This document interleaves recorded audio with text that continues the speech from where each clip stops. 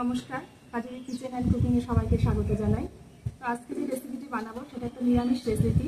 অনেক সময় বাড়িতে মাছ মাংস অনেকে খেতে চায় না, তো সেক্ষেত্রে এই রেসিপিটি করলে ভালোই লাগে খেতে, এবং এটা মাছ মাংসের থেকে কোনো অংশে কম নয় স্বাদে। তো কীভাবে করি রেসিপিটি দেখা যাক। রেসিপিটি হলো সয়াবিন দিয়ে পটল আলুর বাহার, আর কি নাম দিয়েছি। তো পটল আলু প্রথমে আমি এই পটলটা কেটে নিয়েছি, একটা পটলের 4টে টুকরো করে কেটে নিয়েছি লম্বা লম্বা করে নিয়েছি। আলুটা লম্বা লম্বা করে কেটে নিয়েছি। আর সয়াবিন এটা গরম জলে ভিজে রেখেছিলাম, তারপর ভালোভাবে ধুয়ে নিয়েছি ঠান্ডা জলে, এবার চিপে এটা রেখে দিয়েছি। এবার রান্নাটা শুরু করি। কড়াই আপনি গরম হয়ে গেছে, আমি দিয়ে দেবো প্রথমে সরষের তেল।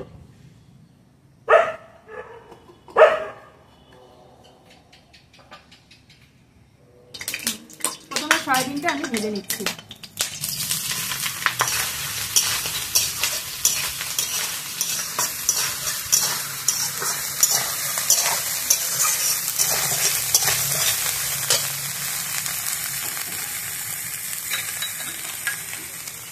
দিয়ে দিচ্ছি সামান্য পরিমাণে লবণ, আর দিয়ে দিচ্ছি একটু হলুদ। এবার এটা লাল লাল করে ভেজে তুলব।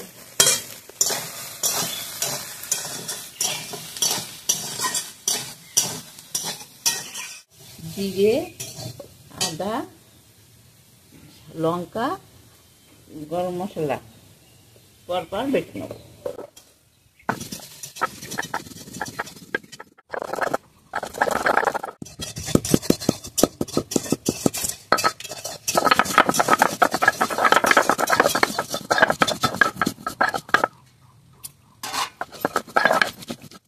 সয়াবিনটা খুব ভালোভাবে ভাজা হয়ে গেছে, প্রায় 5 থেকে 6 মিনিট ধরে আমি এভাবে নেড়ে নিয়েছি। বেশ সুন্দর লাল লাল হয়ে গেছে। সয়াবিনটা ভাজা ভালো হলে খেতেও ভালো হয়। এবার এটা আমি তুলে নেব।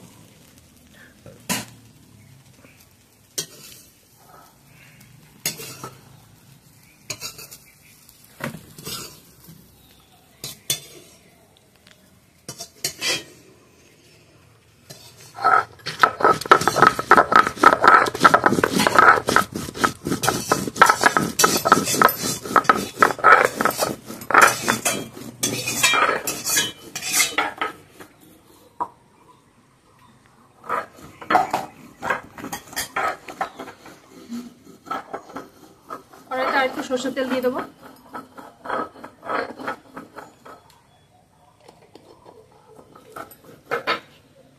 এবার ভেজে নেব পটলগুলোও ভালোভাবে ভেজে নেব।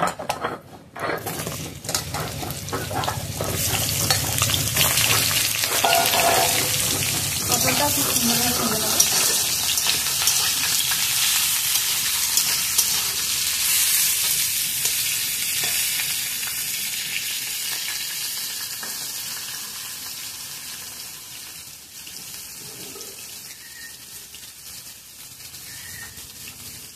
বাটা সম্পূর্ণ রেডি।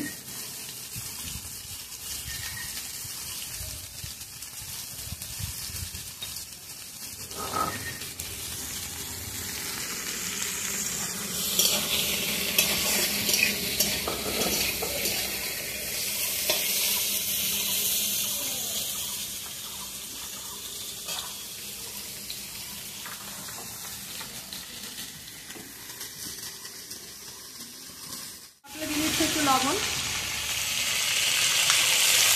আর একটু হলুদ।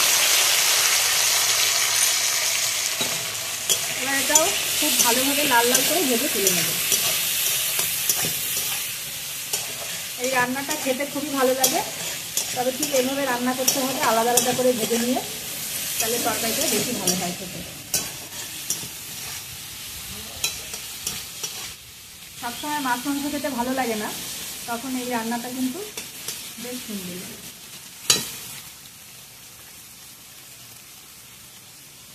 পটলগুলো ভালোভাবে ভাজা হয়ে গেছে, এই যে লাল লাল হয়ে গেছে, গলেও গেছে পটলগুলো।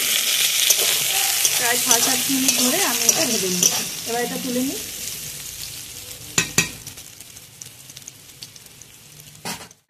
সাদা জিরে আর তেজপাতা ফোড়ন দিয়ে আমি আলুগুলো দিয়ে দেবো।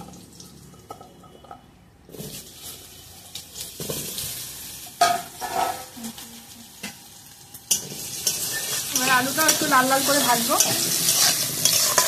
তারপরে মশলাগুলো এক এক করে দিয়ে দেবো।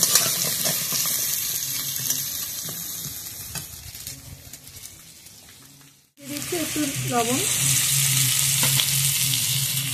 আর সামান্য পরিমাণে হলুদ। আর একটু লাল লাল করে ভাজা হলে মশলাগুলো দিয়ে দেবো। হয়ে গেছে, এগুলো খুব ভালোভাবে লাল লাল করে ভাজা হয়ে গেছে। আলুগুলো তুলে না, ওই আলুর মধ্যে আমি মশলাগুলো দিয়ে দিচ্ছি। প্রথমে দিয়ে দিচ্ছি জিরে,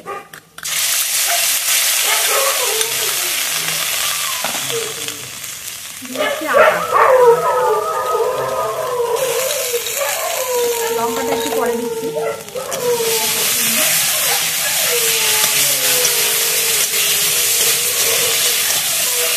পেঁয়াজ রসুন ছাড়া হলেও রান্নাটা কিন্তু খেতে বেশ সুস্বাদুই হয়।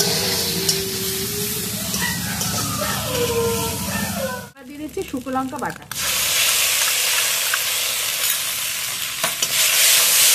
ভালো করে একটু কষিয়ে নিয়ে পটল আর সয়াবিনটা দিয়ে দেবো।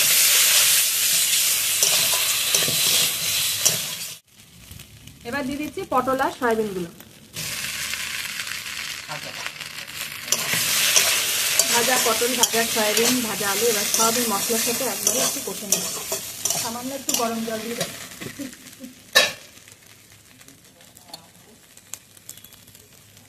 সামান্য একটু গরম জল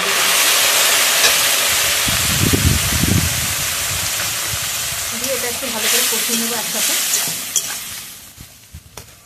এই কষানোর সময় দিয়ে দেবো একটু চিনি। নিরামিষ রান্না, একটু চিনি দিতে হবে। এবারে জলটা একদম শুকিয়ে গেলে আমি আরেকটু গরম জল দিয়ে দেবো।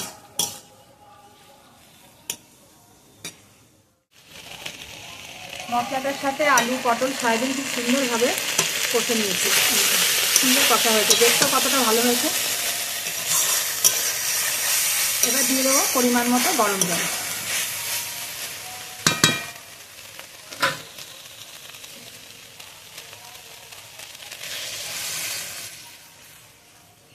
দিয়ে দেবো স্বাদ মতো একটু লবণ, আগে সব কিছুতে অল্প অল্প করে দেওয়া ছিল।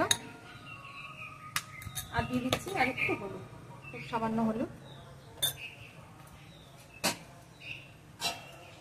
এবার ঢেকে দেবো প্রায় 10 মিনিট।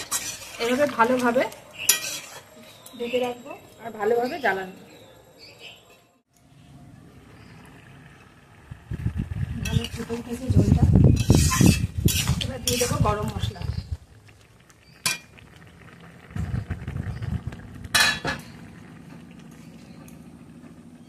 গরম মশলাটুকু দিয়ে দেবো।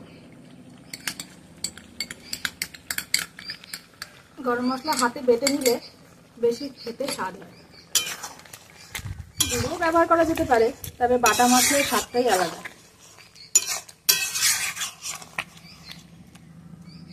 আর 5 মিনিট মতন ফোটাবো, তারপরে নামানোর আগে ঘি দিয়ে নামিয়ে আর একটু ঢেকে দিচ্ছি। একদম গায়ে মেখে গেছে, ঝোল অনেক কমে গেছে। এবার নামিয়ে দেবো, সামান্য পরিমাণে একটু ঘি দিয়ে নামিয়ে দেবো।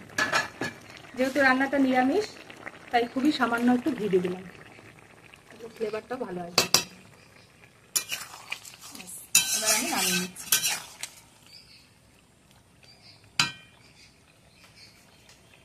তো বন্ধুরা, ভিডিওটা যদি ভালো লেগে থাকে তো অবশ্যই কমেন্টে জানাবেন।